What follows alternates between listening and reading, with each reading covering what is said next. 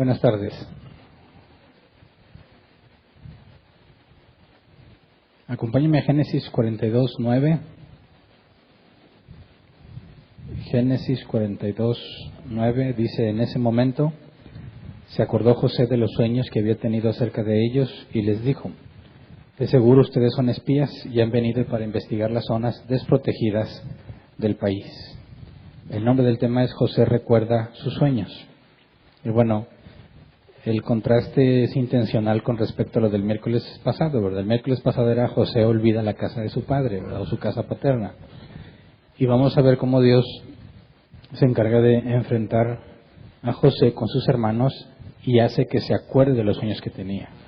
Entonces, el contraste consiste en lo que José había concluido. Dios hizo que se le olvidara las cosas difíciles que había vivido en la casa de su padre.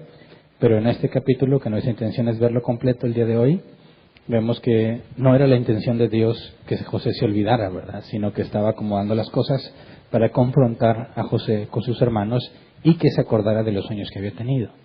Entonces, lo último que vimos en Génesis 41, 56 al 57 es que ya había empezado el periodo de hambre y ya estaba afectando a las naciones alrededor y que estaban acudiendo a Egipto a comprar alimento. Dice: cuando ya el hambre se había extendido por todo el territorio y había arreciado, José abrió los graneros para vender alimento a los egipcios.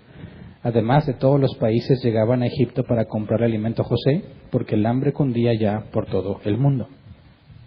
Entonces se está extendiendo el hambre, Egipto se está beneficiando y analizamos el por qué les vendía el grano en lugar de regalárselos, ¿verdad? Entonces había una relación ganar-ganar, la gente obtenía alimento, Egipto obtenía dinero, entonces los dos estaban avanzando, ¿verdad? La gente recibió la posibilidad de sobrevivir y Egipto se beneficiaba con el pago, incluso de los extranjeros, ¿verdad?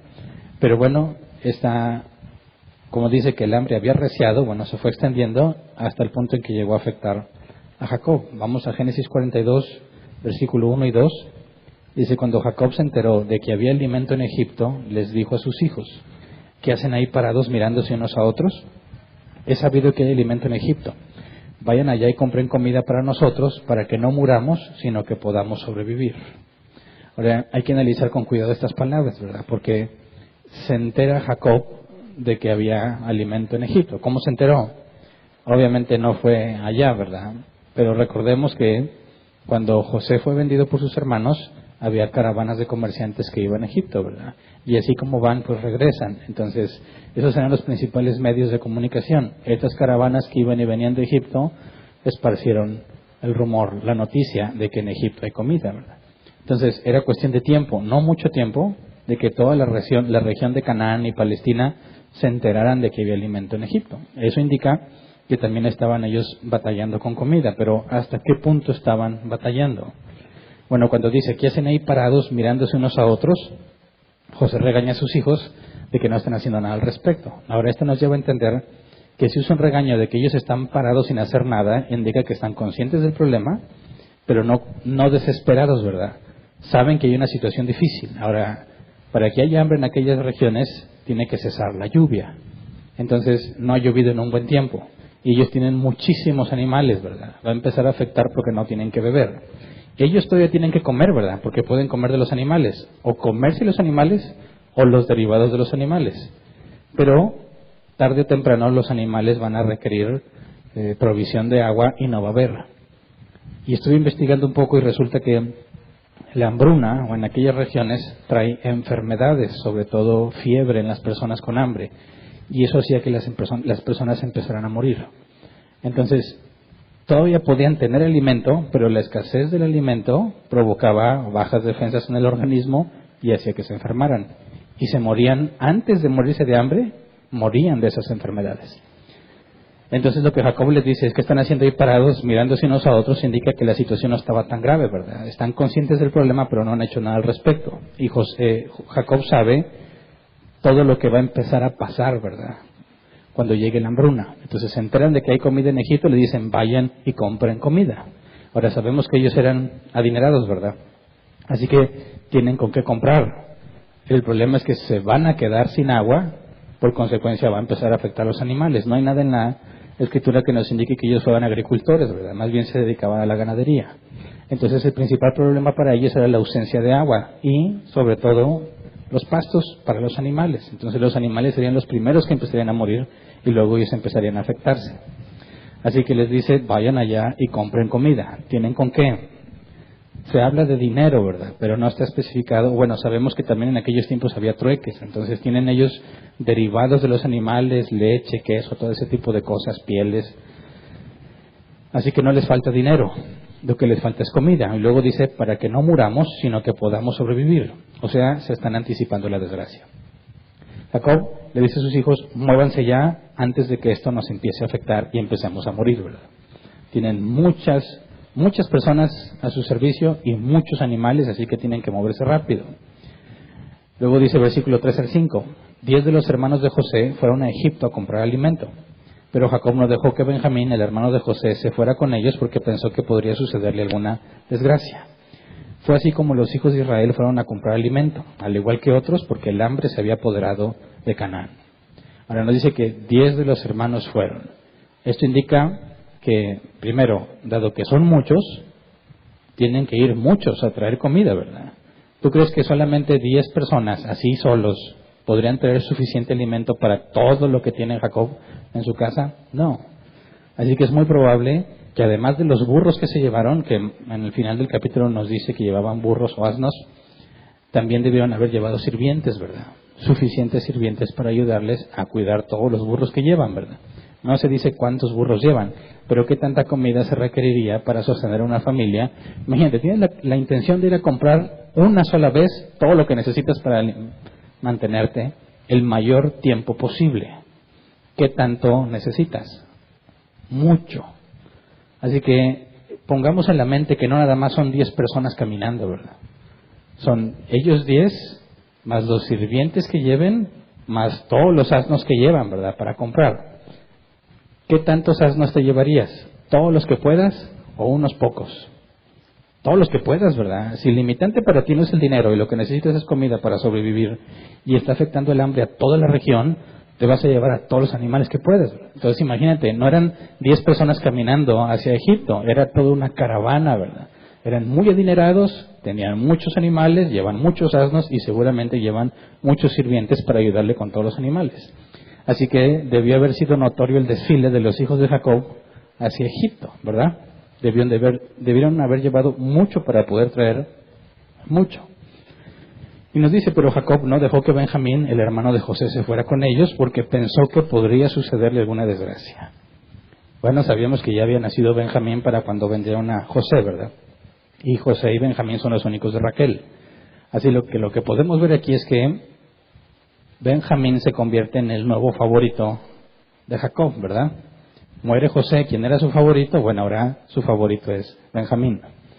Y los otros hermanos pues siguen siendo los hijos de Lea y las otras y no les da mucha importancia, ¿verdad? Digamos que no ha habido mucho cambio en Jacob, ¿verdad? Se murió José, pero él reemplazó el objeto de su amor y ahora su amor está sobre Benjamín. Ahora se considera que Benjamín tiene alrededor de 20 años. No encontré información sobre si estaba casado o no, porque imagínate, todos los hijos, pues, a excepción de Benjamín, del cual no tenemos certeza, ya tenían familia, ¿verdad?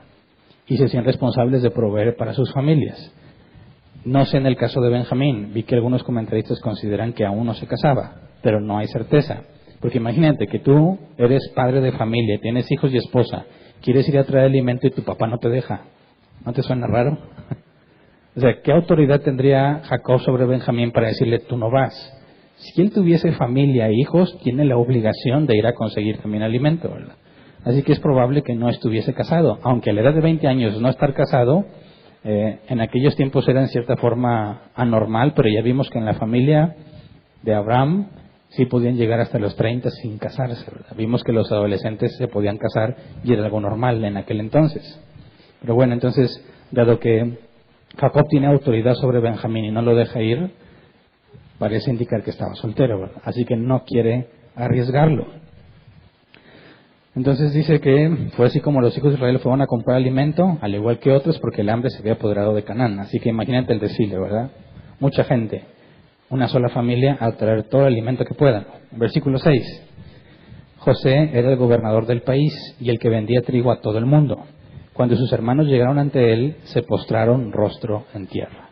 Ahora, nos recuerda esto, era el gobernador del país. Y cuando dice el que vendía trigo a todo el mundo, sabemos que no es él el que despachaba a la gente, ¿verdad? O sea, si él es el gobernador, tiene muchas ocupaciones, es el segundo al mando, uno de los más importantes en todo Egipto. Cuando nos dice que él era el que vendía el trigo, nos está diciendo que estaba bajo su responsabilidad la venta. No que él estaba ahí llenando los costales, ¿verdad? O ¿cuánto le damos, güero? ¿Cuántos costales se lleva? No, ¿verdad? Estaba bajo su supervisión. Eso es importante porque hay que explicar cómo es que sus hermanos dan con él, ¿verdad? Porque un hombre tan importante no está atendiendo a todos los que llegan a pedir alimento, ¿verdad? Dice, cuando sus hermanos llegaron ante él, entonces si él es tan importante y él no está despachando a la gente, ¿cómo le hicieron para que esos extranjeros tuvieran una audiencia con el segundo hombre más importante en todo Egipto, ¿verdad? ¿Cómo podríamos entender que llegaron y se encuentran con José? Bueno, esto es lo interesante de entender que no nada más iban 10, sino que eran más personas y muchos animales de carga, ¿verdad? Ahora, históricamente se sabe que en la frontera del lado que tiene que ver con la tierra de Canaán, la frontera este para Egipto, eran muy comunes los ataques de los nómadas. Egipto era atacado regularmente en esas fronteras. Ahora, piensa bien, viene una multitud de extranjeros hacia Egipto, no hay hambre, ¿verdad? No hay comida, hay mucha hambre. ¿Vendrán en son de paz o vendrán a pelear? Egipto comúnmente era atacado en esa zona. Ahora, José es el encargado de la venta, saben que vienen a comprar, ¿verdad? Todas las naciones están llegando a comprar alimento. Ahora, si tú fueras ahí uno de los guardias o encargados y ves a toda esa caravana que viene a comprar, ¿avisas al mero o no le avisas? Claro que le avisas, ¿verdad? Ahí es donde podemos entender la conexión, ¿verdad? Al tener semejante contingente de personas que vienen a comprar, extranjeros por la zona donde normalmente son atacados y que vienen a comprar alimento, era necesario que se notificara al gobernador, ¿verdad? ¿Me explico? Así es que tenemos el contexto para decir, no es de que tienes al hombre más importante de Egipto y se topa con sus hermanos con casualidad, no, ¿verdad? Si tú quisieras hablar con él, ¿a poco oye, quiero hablar con José, bien, y te atiende? No. Así que entender que viene mucha gente y que son extranjeros por esa zona donde frecuentemente eran atacados, requería la supervisión de José. Ahora, hay otra opción. Además de que era una franja muy atacada, algunos consideran que por rutina se cuestionaba a los extranjeros que buscaban alimento y que se llevaba una especie de registro. Eso es tratar de deducir cómo controlas quién te está comprando el alimento y si le sigues vendiendo o no, ¿verdad? Entonces, no hay nada en la Biblia que diga que estuviesen siendo registrados, pero algunos piensan que con el interrogatorio que José les va a hacer, algunos dicen, bueno, no era un caso especial, sino que esa era la norma. Y al ser muy numerosos, y la norma era cuestionarlos, bueno, se estaban saliendo de los parámetros normales de los extranjeros que vienen a comprar, así que eso justificaría que José llevase a cabo el interrogatorio. El punto es que están llamando mucho la atención, y tenemos algo similar cuando Abraham visitó Egipto. Eran muchos los que venían con Abraham, ¿verdad? Pero lo que llamó más la atención era la hermosura de Sara. Y todos en Egipto se dieron cuenta, ¿verdad? Y Abraham, que llegaba simplemente a estar ahí un tiempo por el hambre, ¿verdad?, conseguir qué comer, llegó directo con el rey de Egipto, ¿verdad?, con el faraón. ¿Cómo es que Abraham se encontró? Bueno, pues por quién era Abraham, todos los que venían con él y sobre todo por la hermosura de su esposa. Ahora, es un ambiente similar. Vienen muchos extranjeros que quieren comprar en una zona donde son atacados, bueno, se requiere la presencia del gobernador, ¿verdad? Así que ya sé que siempre por rutina los interrogarán o que fue esta una ocasión especial, podemos explicar cómo es que los hermanos y José terminan encontrándose, ¿verdad? Entonces nos dice que cuando sus hermanos llegaron ante él, se postraron rostro en tierra, y ese es un saludo común en aquellas regiones. Es decir, es parte del protocolo de estar frente a tal personaje, ¿verdad?, como el gobernador de Egipto. Ahora, José reconoce de inmediato a sus hermanos. Génesis 42, 7 al 8. Dice, en cuanto José vio a sus hermanos, los reconoció, pero fingiendo no conocerlos, les habló con rudeza. ¿Y ustedes de dónde vienen? Venimos de Canaán para comprar alimento, contestaron. Aunque José los había reconocido, sus hermanos no lo reconocieron a él. Ahora, quisiera que te imaginaras y recordaras que cuando llamaron a José para que se presentara ante Faraón, ¿qué es lo que tuvo que hacer José primero antes de ir con Faraón? Afeitarse, ¿verdad? Y dijimos que los egipcios no usaban vello facial ni en la cabeza, o sea, que quitaban todo. Al contraste de los hebreos, ¿verdad?, que tomaban como algo digno de honor una abundante barba, ¿verdad? Ahora, ¿cómo se vería un gobernador? Imagínate que te vas a encontrar con tu hermano y no lo reconoces. ¿Qué tan cambiado estaría José? ¿Me puedes poner la imagen, por favor? Encontré una estatua de un gobernador por ahí de los tiempos en los que se estima que José era gobernador de Egipto.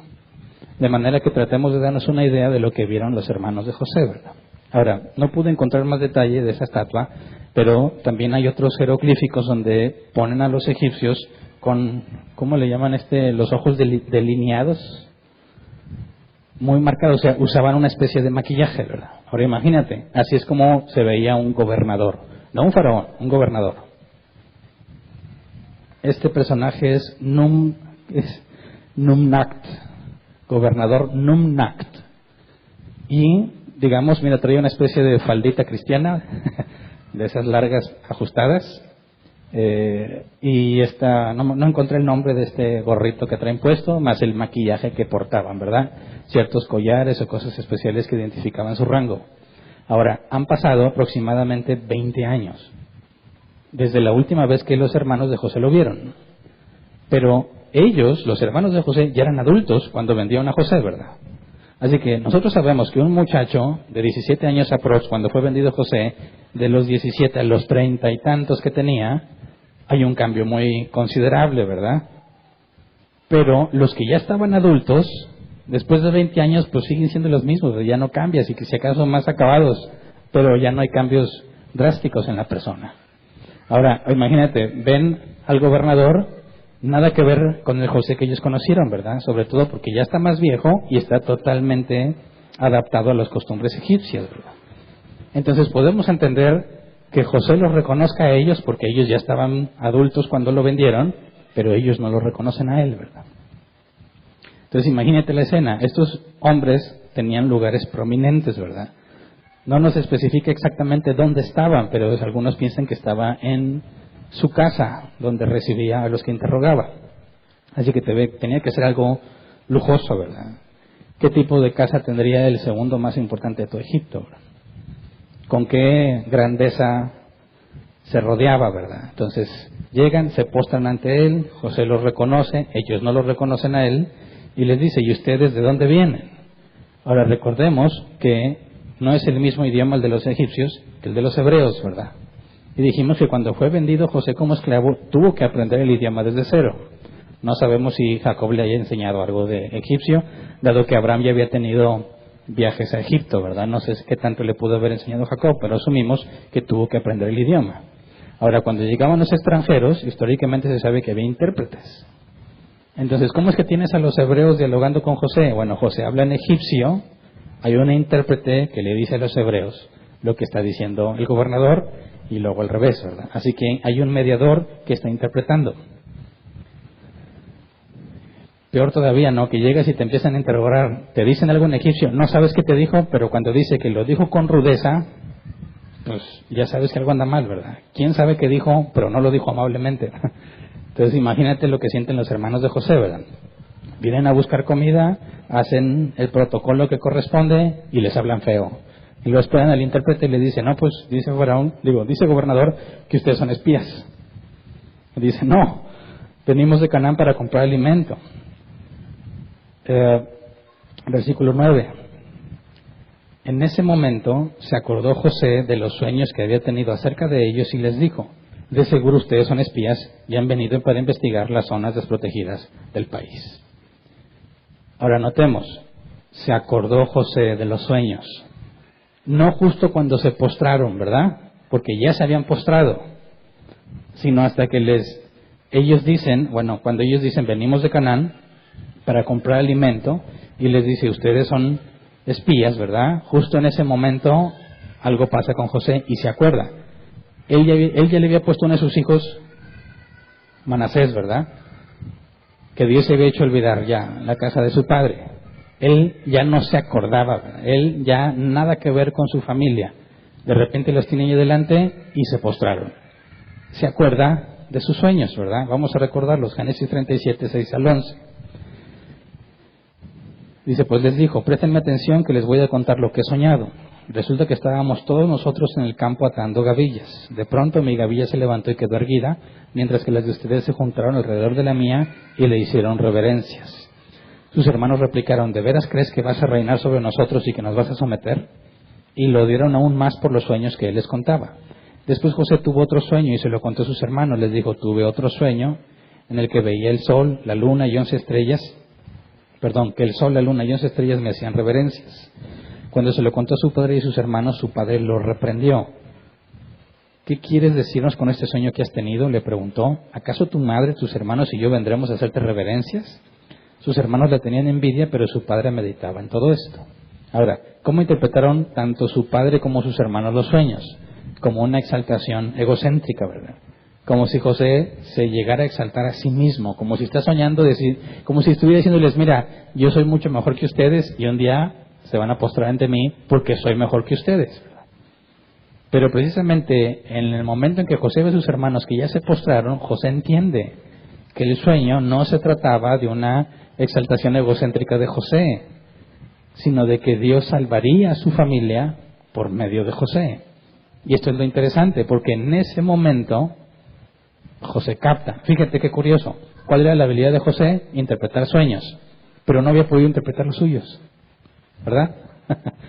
¿Qué se sentirá? Que tú tienes el don de interpretar sueños, pero los que tú sueñas no los puedes interpretar.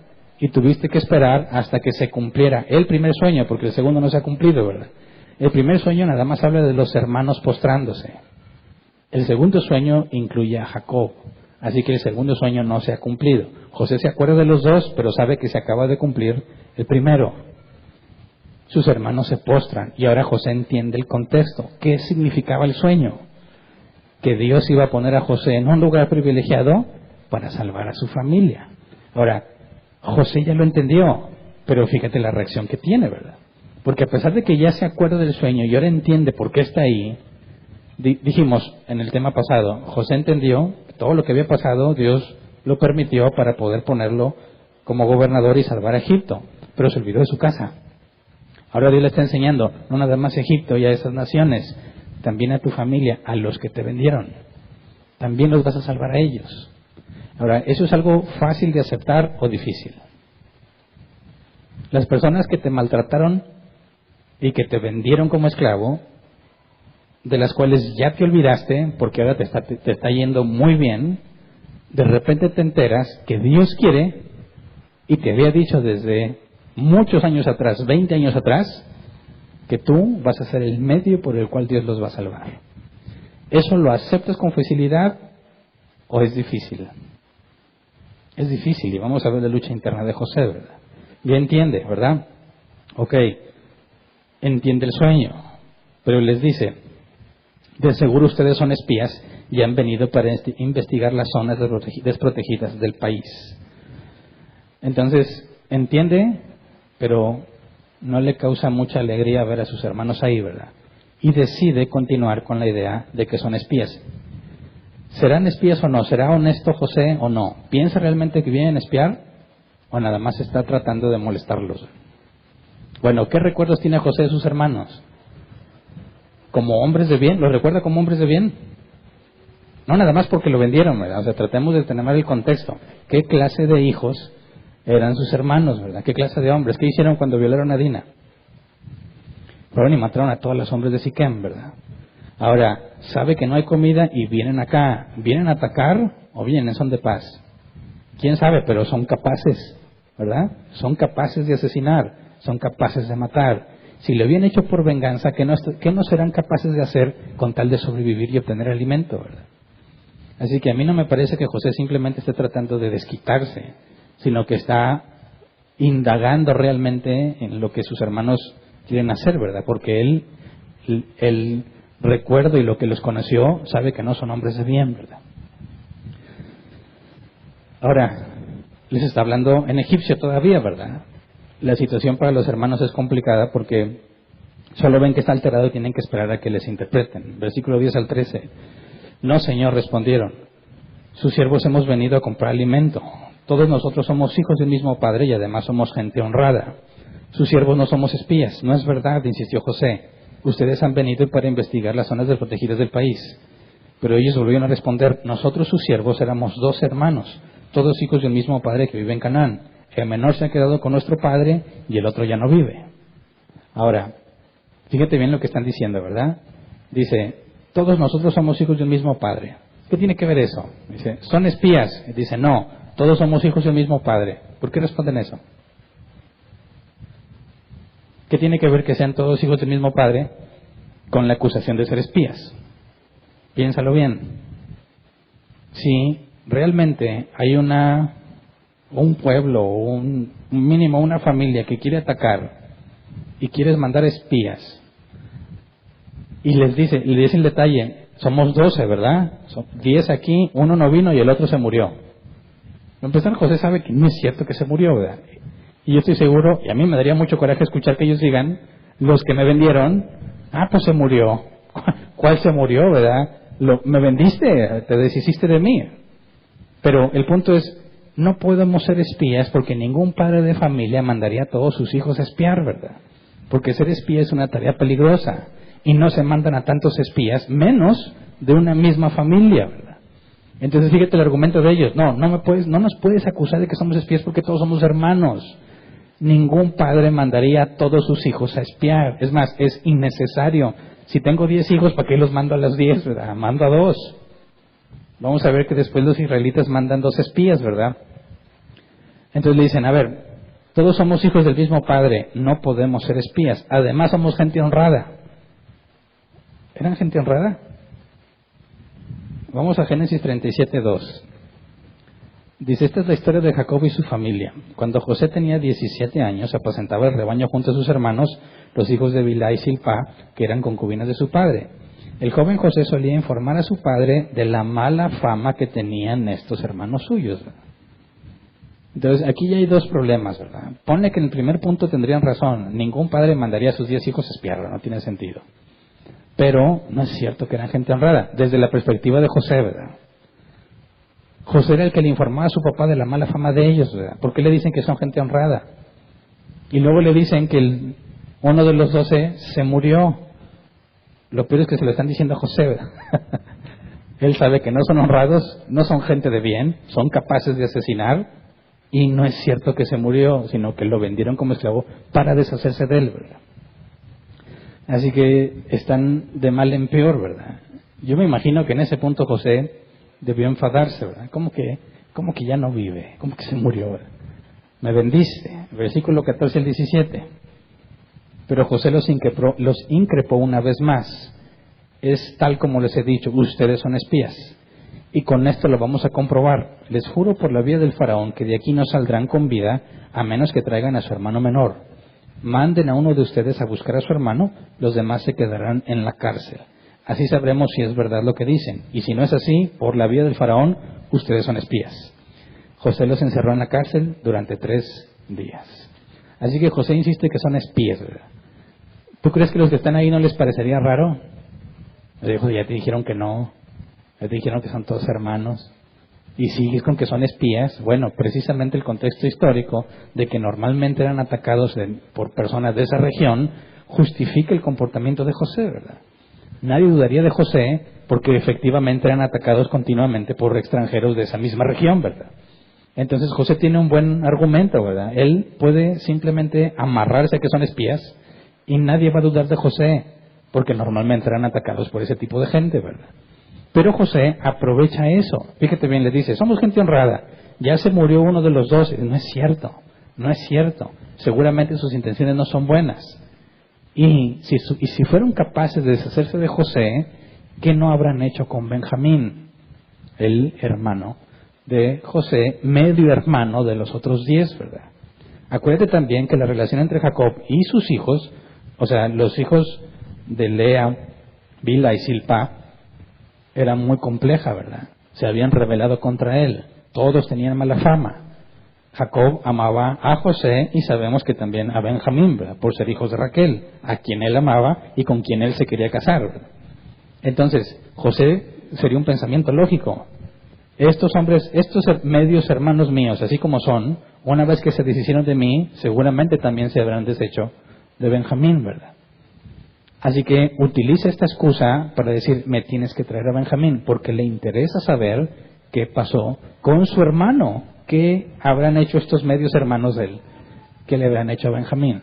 Así que aprovechando la ocasión y su autoridad, amarrado a que son espías, les dice, se van a morir si no me traen a Benjamín, ¿verdad?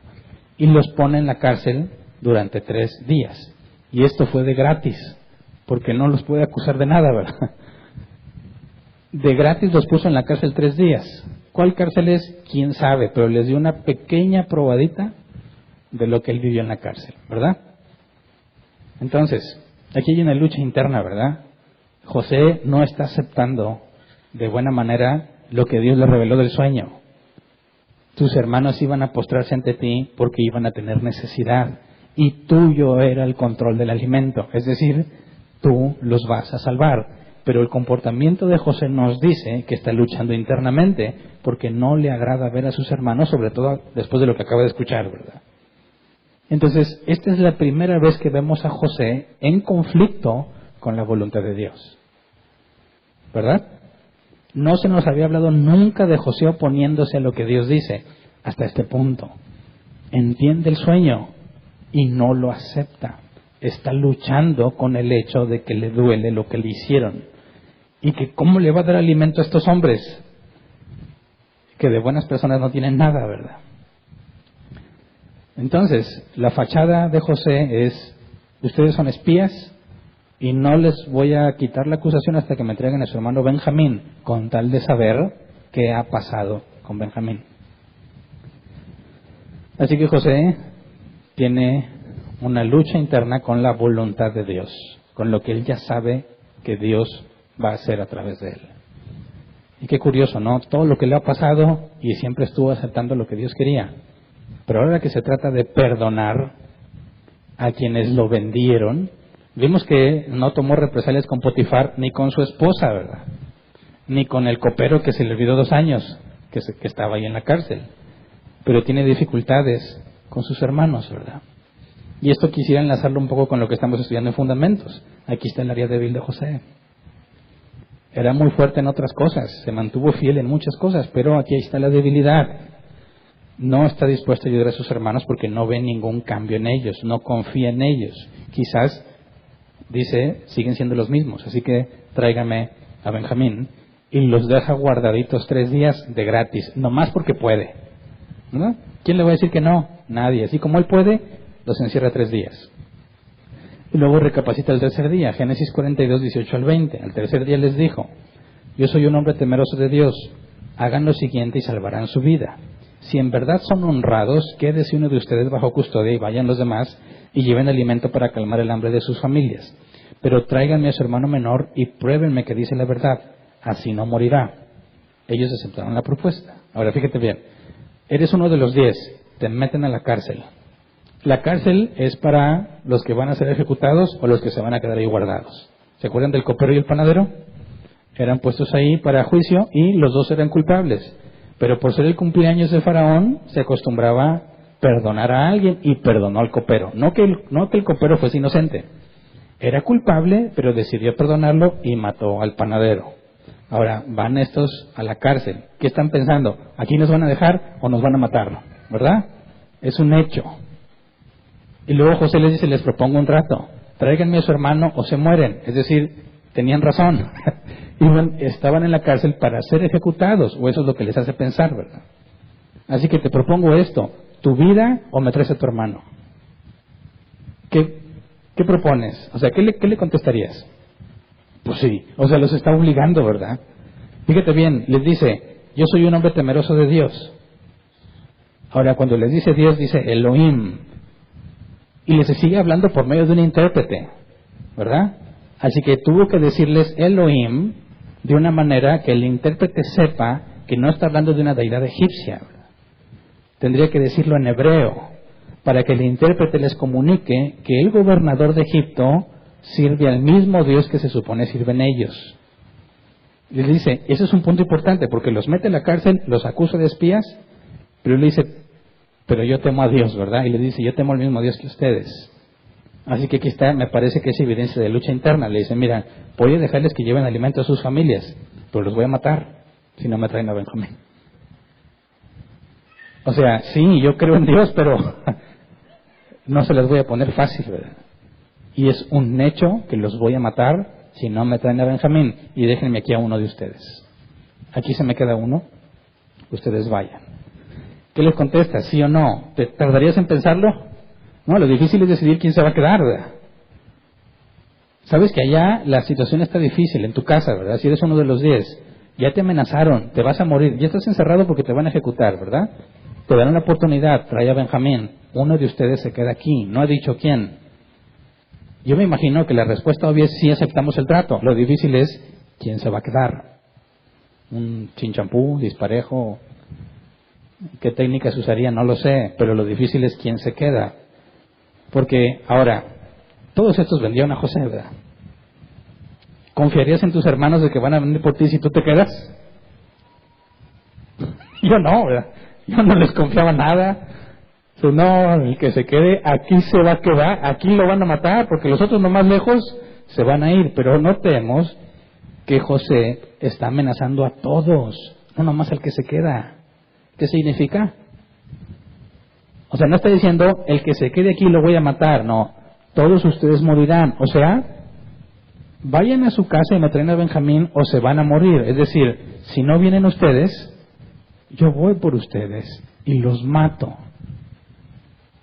Así que es una amenaza fuerte, ¿verdad? Este hombre es de los más ricos del mundo en ese entonces, ¿verdad? Es la única nación que tiene tanto alimento como para sostener a las naciones de alrededor. ¿Tú crees que no va a mandar para que te maten? Claro que lo va a hacer. Así que no nada más corre peligro el que se va a quedar. Como que yo no le confiaba mucho a mis hermanos, decir, nos van a matar a todos, pero pues a lo mejor ellos viven más, porque de aquí que los encuentren, a mí aquí me tienen ya amarrados y me quedo, ¿verdad? Así que es una decisión difícil, pero se ven forzados. Ellos aceptaron la propuesta. ¿Quién diría que no, verdad? Están obligados. Entonces José no les da opción, no les da salida. O me traes a Benjamín o los mato a todos. Versículo 21 al 22. Dice, pero se decían unos a otros, sin duda estamos sufriendo las consecuencias de lo que hicimos con nuestro hermano. Aunque vimos su angustia cuando nos suplicaba que le tuviéramos compasión, no le hicimos caso. Por eso ahora nos vemos en aprietos. Entonces habló Rubén. Yo les advertí de que no le hicieran daño al muchacho, pero no me hicieron caso. Ahora tenemos que pagar el precio de su sangre. Y recordemos que Rubén trató de salvar a José. Y deducimos por el texto que Rubén se había ido, porque cuando regresó se enteró de que ya habían vendido a José. Así que Rubén no era responsable directo, pero sí tenía responsabilidad, porque tampoco se aseguró de liberar a José, ¿verdad? Ahora, llegan a la conclusión, sin duda, estamos sufriendo las consecuencias. Ahora, ellos no creían en el karma, ¿verdad? Ellos conocen al Dios de Abraham. Así que llegan a la conclusión, Dios nos está haciendo esto. Dios está haciendo justicia y nos revela un detalle que no nos había dicho el capítulo 37 de cuando fue vendido José, que les rogó, les suplicó que le tuvieran compasión y no quisieron, ¿verdad?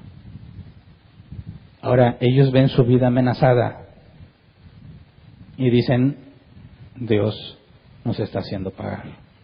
Ahora eso es muy importante, ¿verdad? Porque la convicción de pecado es uno de los primeros pasos para el arrepentimiento, ¿verdad? Nadie se puede arrepentir sin convicción de pecado. Si tú piensas que no has hecho nada malo, no te vas a arrepentir. Lo primero es la convicción de pecado, el decir, me merezco esto, realmente me merezco esto porque lo he hecho mal. Ese es el primer paso y eso es algo que Dios concede. De ahí viene el arrepentimiento, donde buscas una solución. Ahora no podemos saber todavía si hay arrepentimiento, simplemente están atando cabos. Esto nos está pasando por lo que hicimos a José. Porque aunque nos suplicó, no le hicimos caso. Y Rubén les dice, no desaprovecha la oportunidad para decir, les dije, ¿verdad? Yo les dije. y no hicieron caso. Ahora, están hablando entre ellos. Acuérdate, José habla egipcio y hay un intérprete, ¿verdad? Y luego el intérprete les dice a ellos. Entonces, cuando hablan entre ellos, están hablando en hebreo. Versículo 23 al 24. Como José les hablaba por medio de un intérprete, ellos no sabían que él entendía todo lo que estaban diciendo. José se apartó de ellos y se echó a llorar. Luego, cuando se controló y pudo hablarles, apartó a Simeón y ordenó que lo ataran en presencia de ellos. Aquí es donde Dios le da duro a José. Le hizo ver algo a José. Tus hermanos están conscientes de que te hicieron daño. No están felices por lo que te hicieron. Están cayendo en cuenta que merecen justicia de parte de Dios por lo que te hicieron. ¿Por qué llora José? ¿Porque se acuerda de lo que lo hicieron? ¿O porque desde que entendió el sueño no ha hecho más que atacarlos? ¿Entiendes? Entendió el sueño, aquí están postrados, necesitan que yo los salve, pero los está molestando, buscando evidencia de si son los mismos o si hubo un cambio. José no es el mismo, Dios lo cambió, pero no sabe lo que Dios ha hecho con sus hermanos. Y esta es la primera evidencia. Dios le deja ver que sus hermanos no están bien, no están felices por lo que pasó y que entienden que Dios va a hacer justicia con ellos. Y José llora. No creo que esté llorando de coraje. Esa lucha interna está empezando a ceder. José llora porque se da cuenta de que sus hermanos no viven simplemente felices por lo que hicieron. También tienen su historia. Así que cuando se controla regresa y aparta a Simeón. No se esperó que ellos escogieran a quién, ¿verdad? Agarró a Simeón, el segundo hijo. Primero Rubén y luego Simeón. ¿Por qué no agarró a Rubén? Pues seguramente él se acuerda que Rubén intercedió por él, ¿verdad? Pero ¿quién seguía en la cadena de mando? Según los hijos, pues el que sigue después del primogénito, Simeón. Así que a Simeón lo ata en presencia de ellos, ¿verdad? Dice, este se va a quedar. Versículo 25 al 28. José dio también la orden de que llenaran de alimentos sus costales, que repusieran en cada una de sus bolsas el dinero que habían pagado y que les dieran provisiones para el viaje. Y así se hizo. Entonces ellos cargaron el alimento sobre sus asnos y emprendieron el viaje de vuelta. Cuando llegaron al lugar donde acamparían esa noche, uno de ellos abrió su bolsa para darle de comer a su asno y allí en la abertura descubrió su dinero. Entonces les dijo a sus hermanos, me devolvieron el dinero, miren, aquí está en mi bolsa. Los otros se asustaron mucho y temblando se decían unos a otros, ¿qué es lo que Dios nos ha hecho? Ah, ya está Dios aquí en el asunto. Ahora sí dicen, ¿qué es lo que Dios nos ha hecho? ¿Por qué? Bueno, para empezar, imagínate que tú eres uno de los siervos ahí con José, ¿verdad? Y ves que José está duro y dale con los supuestos espías. Y luego de repente dice, no, pues llénles de alimento todo lo que trajeron y regresenles el dinero y denles provisiones para el viaje. ¿Qué le pasa? ¿No dice que son espías? Ahora, ¿por qué el cambio? ¿Por qué decidió darles todo eso? Después de que lloró, después de que escuchó que estaban diciendo, José nos suplicó compasión y se lo negamos. Por eso nos está pasando eso. Aquí hay un cambio en José. Se compadece de ellos. Y le dice, vayan y les doy el alimento gratis y les pago el viaje. Pero no quita la amenaza. Pero me traes a Benjamín o los mato a todos. Y cuando ya vienen de regreso, se encuentran con su dinero. Ahora, ellos no saben que José les regaló el alimento, ¿verdad? Y si no regresan, los mata. Así que van a regresar y ¿qué razón van a dar del dinero? Van a decir, ¿te lo robaste? ¿Verdad? ¿O te van a creer que el dinero apareció? Pues no, los van a acusar de robo. O sea, si no regresan, los van a matar. Y si regresan, también, porque los van a acusar de robo. Por eso dice, ¿qué es lo que Dios nos ha hecho? Porque ya no tienen escapatoria. Si no regresan, los matan. Si regresan, también por haberse quedado con el dinero, porque los van a acusar de robo, aunque ellos no se lo robaron. Así que es una situación muy complicada y llegan a la conclusión, esto lo está haciendo Dios. Llegan a Canaán y le cuentan todo a Jacob, versículo 29 al 35. Al llegar a Canaán, donde estaba su padre Jacob, le contaron todo lo que les había sucedido. El hombre que gobierna aquel país nos trató con rudeza, a tal grado que nos acusó de ser espías. Nosotros le dijimos, somos gente honrada, no somos espías. Además le dijimos, somos 2 hermanos hijos del mismo padre. Uno ya no vive y el menor se quedó con nuestro padre en Canaán. Entonces el hombre que gobierna aquel país nos dijo, con esto voy a comprobar si en verdad son gente honrada. Dejen aquí conmigo uno de sus hermanos y vayan a llevar alimento para calmar el hambre de sus familias. Pero a la vuelta tráiganme a su hermano menor. Así comprobaré que no son espías y que en verdad son gente honrada. Luego les entregaré de vuelta a su hermano y podrán moverse con libertad por el país.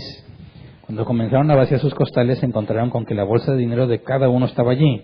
Esto hizo que ellos y su padre se llenaran de temor.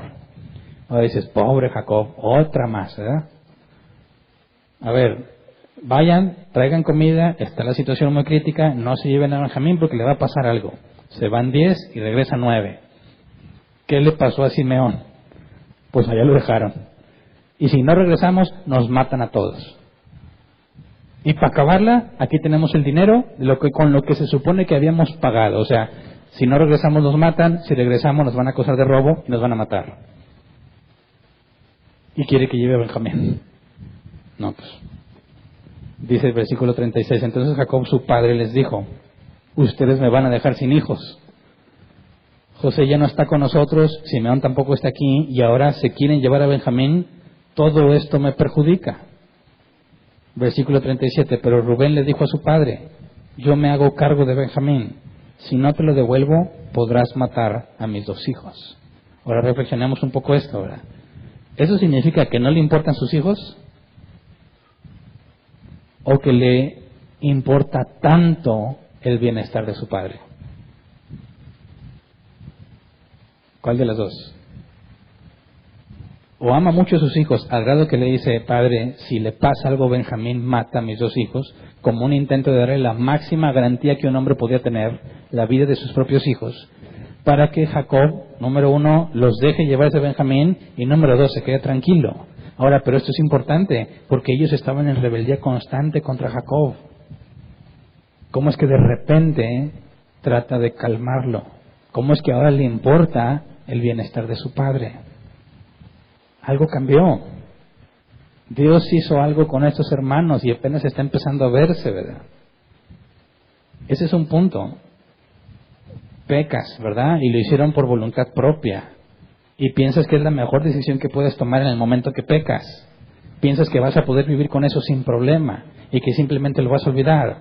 Pero lo que no consideras es que si Dios te ha elegido para ser de Él, esas cosas no van a pasar tal como tú las planeas, porque Dios ama a sus hijos y los disciplina y no los va a dejar sin corrección.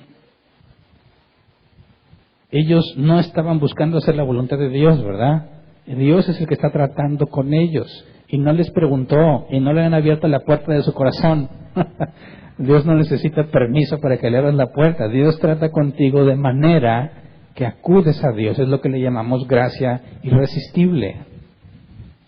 Y cuando Dios te está trayendo, vas a caer ante Él. No vas a poder resistirte porque Dios es sabio. La sabiduría de Dios es que hace las cosas de la mejor manera posible.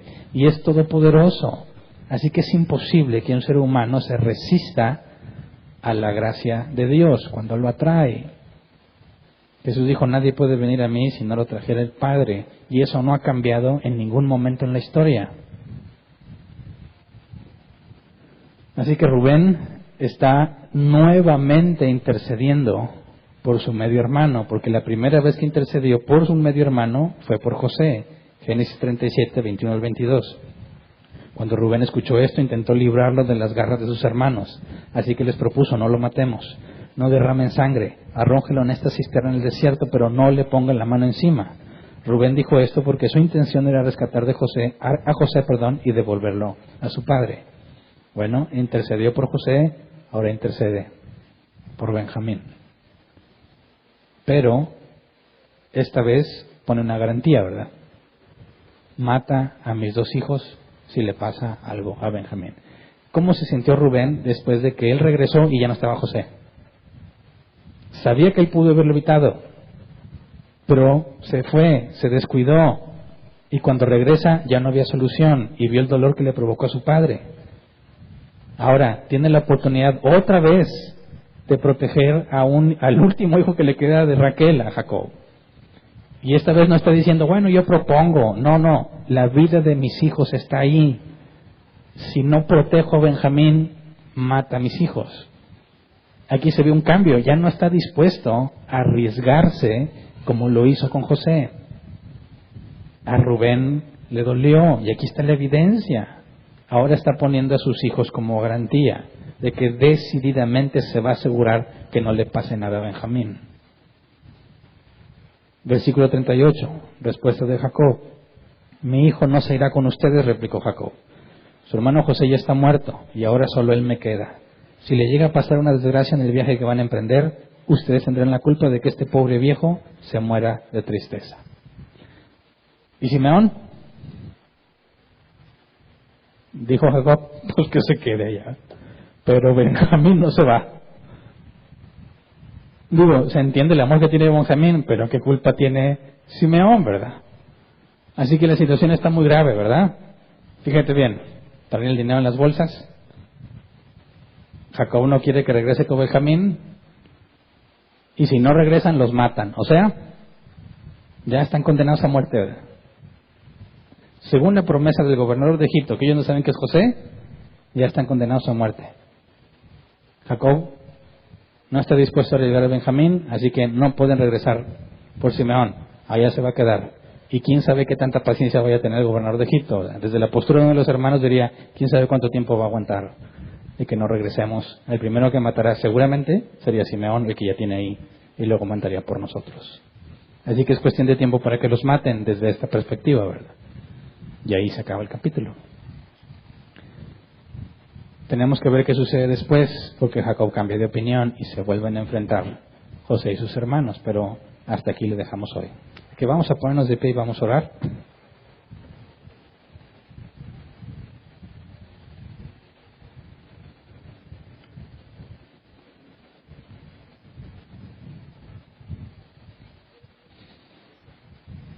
Para mí este capítulo empieza a mostrar la evidencia de la soberanía de Dios, ¿verdad?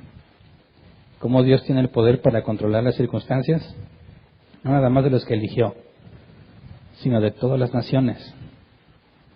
Cómo controla lo que va a pasar, lo que iba a pasar con Egipto, todas las personas que interactuarían con José, todos los que le harían injusticias. Después trata con el hombre más poderoso de aquella región, el faraón, y Dios hace que Faraón ponga a José como gobernador, para que después los hermanos tengan que encontrarse con José y esa situación se arregle, ¿verdad? Dios nunca deja cabos sueltos. Pareciera desde nuestra perspectiva temporal que hay momentos en los que Dios se le olvidó las cosas, ¿verdad? Pero no es así. Dios ha especificado un tiempo para cada cosa. Y si Dios se ha propuesto tratar contigo, no hay nada en la creación que pueda evitarlo, ¿verdad? Y Dios es muy convincente, ¿verdad? Si Dios te disciplina y te cambia, no falla. Vas a cambiar sin importar qué tipo de persona eras, ¿verdad? Así que Dios tiene acorralados a los hermanos de José. Y muchas veces en nuestras vidas así te va a pasar. Te vas a sentir acorralado, no tienes opción. ¿Qué única opción tienen estos? ¿A quién le pueden pedir ayuda? Lo único que les puede ayudar es Dios. Y a eso me refiero con acorralarte, ¿verdad? Somos muy dados a buscar la solución por nuestros propios medios, ¿verdad? Nos pasa algo y buscamos cómo arreglarlo, es natural, ¿verdad? Nos pasan más cosas y seguimos intentando. Y tanto nos metemos en eso de tratar de arreglar la situación que se nos olvida que es Dios quien tiene control de todo. Y en lugar de acudir a Él, tratamos de resolverlo nosotros. Y cuando las cosas no funcionan, nos ponemos mal. Cuando las cosas se ponen más difíciles, nos angustiamos, nos preocupamos. Pero pues Dios te está rodeando. Vas a seguir luchando, vas a seguir intentando y no puedes hasta que llegue el punto en que dices, ya, no tengo de otra, tengo que hablar con Dios. Y entonces las cosas empiezan a cambiar, ¿verdad? Somos tan necios y tan ciegos que a veces Dios tiene que acorralarnos para que podamos acudir a Él. Y gracias a Dios por todas las veces que nos ha acorralado, ¿verdad? Por todas las veces en que no había otra, nos dejó sin salida y no teníamos más que poner nuestra esperanza en Dios, cosa que debimos haber hecho desde el principio, ¿verdad? Pero así aprendemos. Así que si Dios te ha acorralado al menos una vez, tienes mucho que agradecer. Si ahorita andas desesperado buscando la salida, vamos a pedirle a Dios que te acorrale, ¿cómo ves? Para que empiecen a haber cambios. Así que vamos a orar. Señor, queremos agradecerte por tus misericordias, porque si fuese por nosotros no estaríamos aquí. Somos tan necios y tan ciegos que ante la situación solamente tú tienes el poder, Señor, para hacernos cambiar. Enséñanos, Padre, a confiar en ti. Enséñanos a buscar en ti el conocimiento y la sabiduría. Enséñanos a buscarte todos los días para tratar de poner orden en nuestras vidas, Señor. Perdona nuestros errores y nuestras negligencias. Perdónanos todas las veces, Señor, que hemos obstinadamente confiado en otra cosa que no sea en ti. Le pedimos que así como a José y a sus hermanos, tratando con ellos, no les dejaste opción más que enfrentar las cosas, te pedimos que así hagas con nosotros. No permitas que simplemente huyamos de las cosas que tenemos que enfrentar. No permitas que lleguemos a la conclusión de que todo debe quedar en el pasado, sino enséñanos a arreglar las cosas que hemos dejado pendientes, conforme a tu voluntad. Enséñanos a no dejar pasar las cosas que deben enfrentarse. Y enséñanos también, Señor, a reconocer que sin ti no podemos hacer nada. Separados de mí nada podéis hacer, dijiste tú, Señor. Pero es la vid, nosotros los pámpanos. Enséñanos a estar siempre en ti, dependiendo de ti, sin importar la circunstancia, nos vaya bien, nos vaya mal, podamos saber con certeza que tú eres quien nos sostiene. Enséñanos y confróntanos con nuestras áreas débiles para que podamos crecer en santidad y podamos hacer cosas cada vez más agradables a ti, Señor. Gracias por todo lo que has hecho con nosotros y por todo lo que vas a hacer. Amén. Pueden sentarse. Sección de preguntas. Tenemos los 15 minutos que nunca nos acabamos el miércoles, pero ahí están los 15. Si alguien tiene una pregunta, levante su mano y si queda tiempo, respondemos preguntas en línea. ¿Y hay una pregunta atrás? Buenas noches. Buenas noches. Mi pregunta es porque la primera propuesta de José fue: manden a uno de ustedes y los demás se quedan en la cárcel. Y después de ahí pasa 3 días y ahora sí ya hace la propuesta. Entonces mi pregunta es, bueno, a lo que entendimos todos los hermanos fueron encarcelados. El único que pudo haber mandado fue un sirviente. ¿Qué pasó con ese sirviente? O sea, bueno, no regresó. Lo que podemos ver en la historia es que no mandó a nadie, porque la propuesta inicial de José es que uno de los hermanos fuera, pero los encerró a todos. Entonces, por eso dije, fue de gratis, nomás los guardó, porque ni siquiera podían cumplir la primera propuesta, ¿verdad? Así que pasa esto de que José recapacita y dice, bueno, vayan y lleven a sus familias. Uno no va a poder llevar el alimento de todos, así que vayan 9 y dejen aquí uno. Gracias. ¿Alguien más?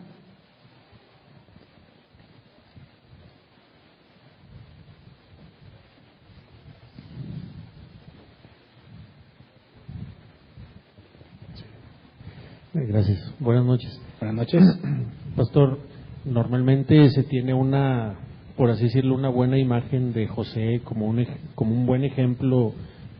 Tal vez pocos hay bíblicos, pero en este capítulo, en este pasaje, ¿qué podemos pensar, pastor, de cuál fue su intención? El haber hecho, por así decirlo, como trampa de volverles a poner el dinero en los costales de trigo, y creo que también iban objetos, algo así, ¿no? Como que para después poderlos acusar de robo o de haber hecho trampa. Los objetos es más adelante. Entonces, ahorita nada más el dinero. Sí, me pasé entonces en lo que venía leyendo en el camión. Pero lo del dinero, o sea, uno siempre piensa, José es un ejemplo a seguir, ¿verdad? Pero ¿por qué en este caso podemos pensar cuál era la intención o por qué obró, por así decirlo, mal, de ponles el dinero ahí para hacerlo sentir mal o para tener alguna razón por cual acusarlos después. Bueno, para empezar, no está obrando mal, ¿verdad? Porque él tiene autoridad para hacer eso. No está haciendo nada que le sea prohibido. Está usando su poder y su autoridad para obtener lo que quiere. Es decir, no hay pecado en lo que hace. Está haciendo dentro de lo que sus funciones y su autoridad le permite. Ahora, por medio de eso podemos ver que está buscando evidencia en sus hermanos de si hay arrepentimiento o no. Todavía nos falta parte de la historia para poder ligar esto y entender un poco más lo que José está haciendo. Pero José se está comportando según el modelo bíblico. Porque para perdonar, ¿qué se requiere? Arrepentimiento. Si los va a ayudar, él está buscando evidencia de arrepentimiento para poder solucionarlo, ¿verdad? Pero ya me adelanté un poco. El punto es que la lucha interna que tiene es entre lo que entiende y lo que ve. Digo, una cosa es buscar evidencia y otra es que les hable con dureza, ¿verdad? Entonces, sí hay una lucha interna, pero lo que está haciendo no es pecado. Gracias. ¿Alguien más?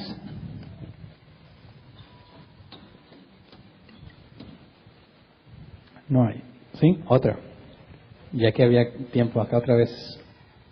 ¿Ya había otra pregunta? Otra en el micrófono.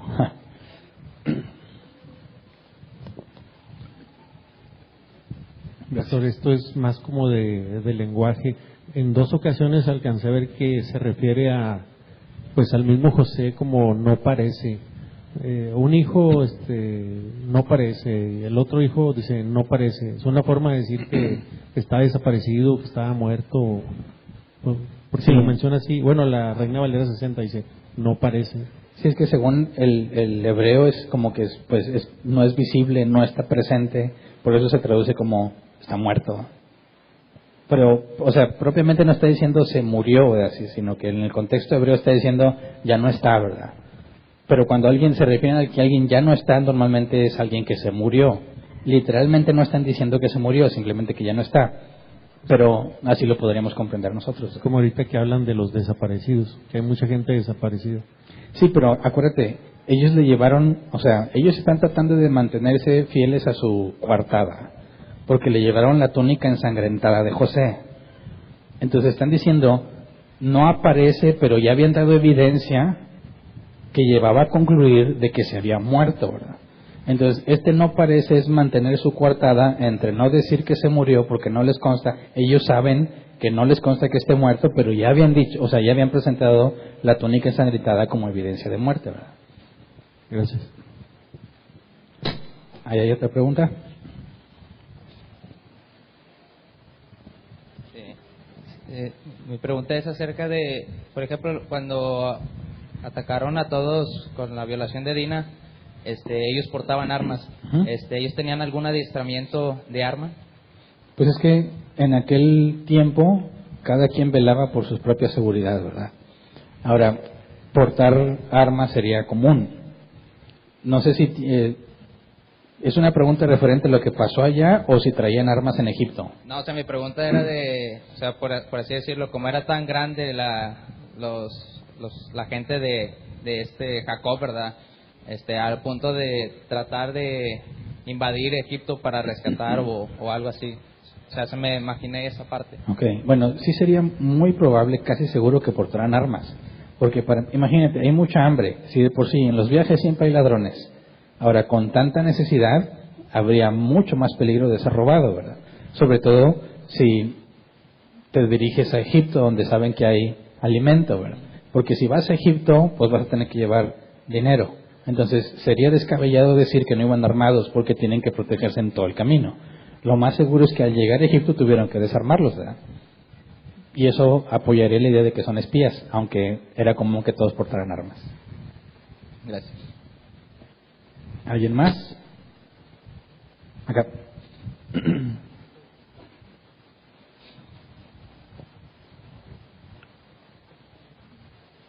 Buenas noches, hermano.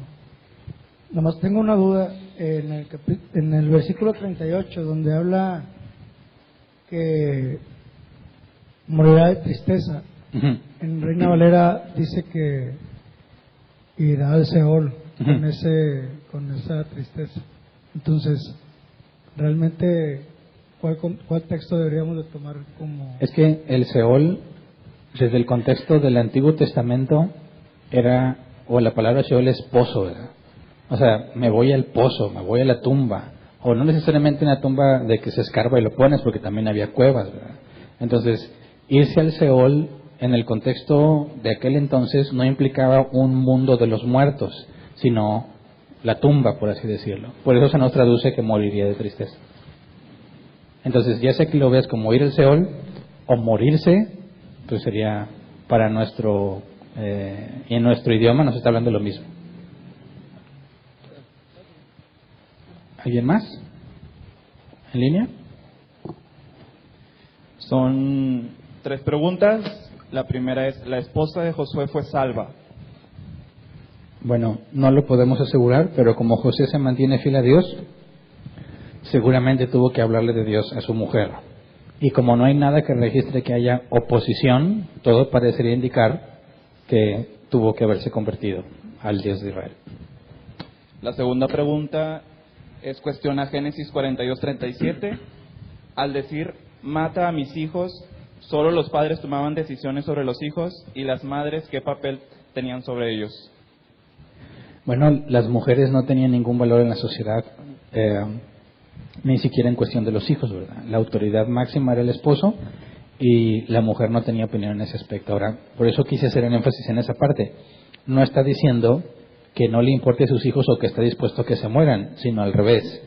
Tanto ama a sus hijos y no quiere que mueran, ese amor lo usa como una garantía para que Jacob confíe en que va a cuidar a Benjamín. Es decir, no está diciendo, yo tengo la autoridad de que los mates, mátalos. No, al revés. Como son mis hijos y no quiero que mueran, por eso te garantizo que no le pasa nada a Benjamín. Así que hay que interpretarlo de la manera positiva y no la negativa. Última pregunta. ¿Cómo es posible que José recuerde un sueño de hace 20 años? Bueno, si te fijas, ya habíamos visto que José se olvidó de la casa de su padre. Lo que habría dejado fuera todo recuerdo de lo que había sucedido, pero como es el cumplimiento de uno de los sueños, Dios es el que está haciendo que se acuerde, ¿verdad? Es hasta el momento en que sus hermanos se postran ante él y que él, en la autoridad que tiene, comprende lo que el sueño significa, podemos ver que es Dios el que está obrando en José para que se acuerde. No es meramente un recuerdo que pasó por la mente de José, pues nomás porque sí, ¿verdad? Sino que el contexto y la circunstancia nos deja ver que es Dios tratando con José y también tratando con los hermanos de José al mismo tiempo. ¿Son todas? Y como que ya nos sobró tiempo, ¿verdad? Entonces, terminamos la sesión de preguntas y también despedimos a nuestros hermanos y amigos que nos ven en línea. Espero que nos acompañen también el domingo en la próxima transmisión.